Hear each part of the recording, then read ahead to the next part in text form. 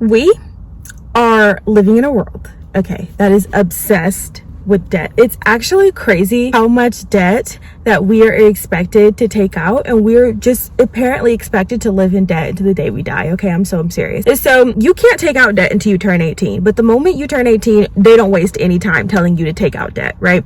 And so when you turn 18, what's the normal thing to do? Go to college. If you can't afford college, take out a student loan. And then when you're in college, you need to build your credit, so then you get a credit card.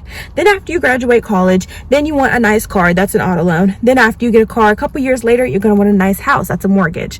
Then if you want to keep building your credit and building your credit, then you're going to need to take out more credit cards and get a travel credit card, a cashback credit card, and keep just managing debt for the rest of your life. It's almost like the money that you make, like the money that goes into your bank account, that money that is there to serve the purpose of paying off debt for the rest of your life. I'm so serious, because we are told that the most responsible way to use your credit card is to use the credit card and then pay it off at the end of the month. And so the money that is in your bank account serves the purpose of paying off your credit card, basically just paying off debt at the end of every single month. And this is basically the way that you're supposed to live until the day you die. There's never supposed to be a break or rest from debt. The average person pays off their student loans, I'm just going to take a guess here and say 10 to 15 years, right? So if you take off your first student loan when you're 18, then you'll be expected to pay it off when you're in your mid 30s, if that makes any sense. Then you get a car loan. The average car loan is about 5 years. So let's add an additional 5 years on top of that, or in the midst of paying off your student loans.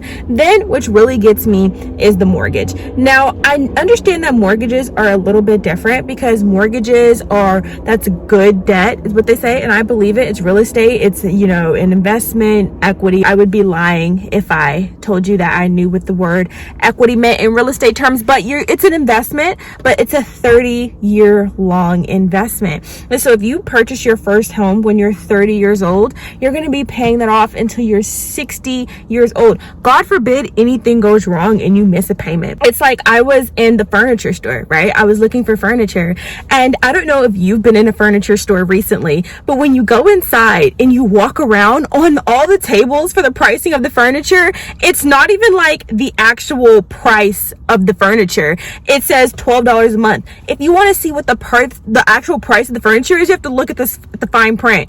Like, all of the furniture is labeled by how much it costs a month, because the expectation is that you're not going to pay for this in cash. You're not going to pay for this straight out. You're going to pay for this in payments, because everybody makes payments. And it's just, it was actually wild. It was actually dystopian. Like, I know I don't use that word like in a hyperbolic sense. It's just actually crazy that I walked into a store and I saw all of the prices were priced in payments, 60-month payments at that. So it's almost like there's an assumption that you're going to take, like, if you want to, why would you pay for this in full when you can pay it off in 5 years? And recently, DoorDash and Klarna are now working together to where now you can split your payments up. You can split your payments up into 4 payments. Now, I don't need to be on my moral high ground. I don't need to be on my high horse, okay? But I have used Klarna. I have used Afterpay. I've used Affirm. I've used everything, okay? I've used everything. But DoorDash is one thing that I can't. Well, I'm not paying the extra delivery fee to go get something that I can get in my car that I pay for every single month and go drive and get it. I'm going to get my money's worth out of my car. No, thank you.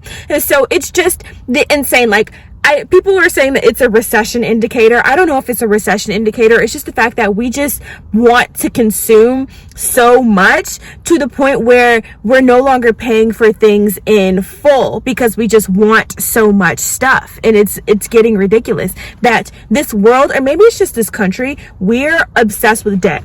Debt is just so normal. It's normal to split things up into 4. It's normal to make payments on things. It's bizarre to pay for things in cash, to the point where it's almost like anti-finance expert. I'm not an expert on anything, okay? I'm just a girl who likes to talk about finance and has a phone chit chat inside of her car, okay? I'm not an expert on anything, but people who are like into finance will say that it's foolish for you to pay for things in cash, because cash flow. It's all about how much money you have coming in and coming out at the end of the month. So why would you mess up your cash flow by paying for things in cash when you can break it up and put it into payments? Maybe because I don't want to be swimming in debt. All of your money at the end of every month goes to payments because you're always paying something off. You do your budget and literally everything is payment, mortgage, payment, auto loan, payment, afterpay. I have to pay a firm. I have to pay Klarna. I have to pay for everything. Everything is just payments. All we have to do is just make payments. And trust me, the reason why I can talk about this is because I lived it. Okay, I have afterpay. I have afterpay payments going right now. That just reminds me I need to make a payment.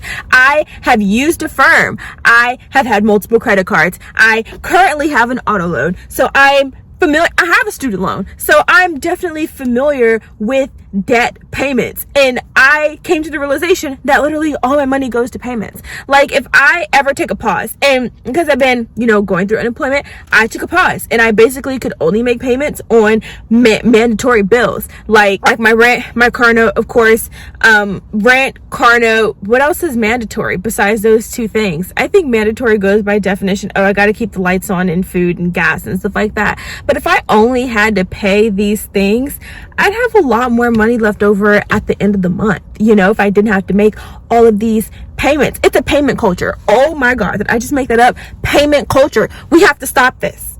We have to stop. I don't know. I'm probably not the best one to lead the charge, but somebody has to stop, because literally everything is break it up into payments of 4.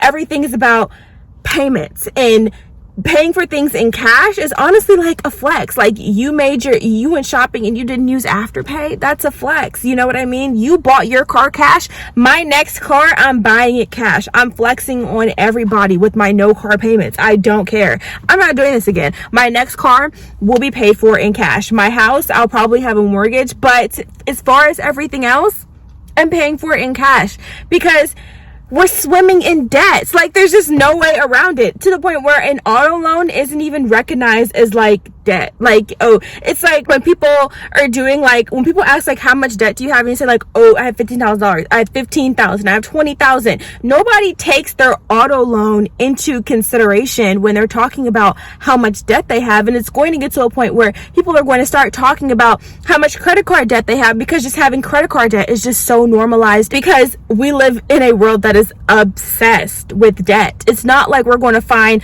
more ways to get out of debt. It's not like we're going to find more ways to not use Afterpay, Klarna, payment processors, and all the things of that nature. It's going to come to a point where we're finding more ways. There's going to be more finance companies coming out where you're able to finance small purchases.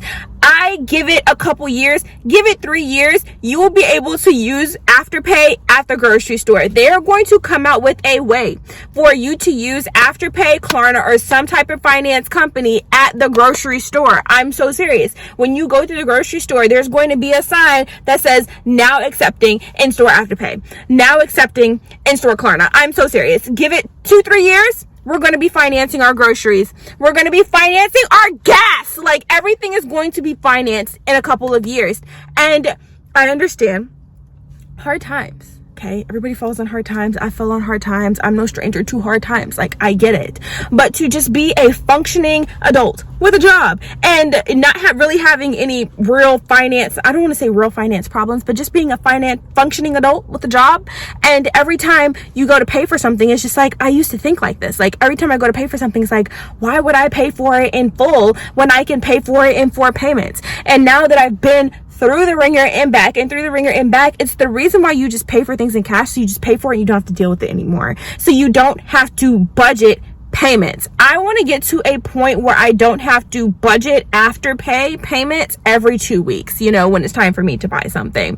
But nonetheless, I understand hard times. I understand we all go through things, but if we could just get to a point where we're not constantly shoving debt payments in our face for every little thing, I think that our finances would just be just a smidge in the right direction. Like, we could just move our finances. Like, your finances may be bad, like right here, but if you stopped turning everything into a payment, so you could just have, even if it's like that extra $20 Afterpay payment that you didn't have to make, or that extra $50 Affirm payment that you didn't have to make, even if it's something so small, that little extra money will make a big difference in your finances over time. So it's getting very, very dark. and my voice is starting to run out.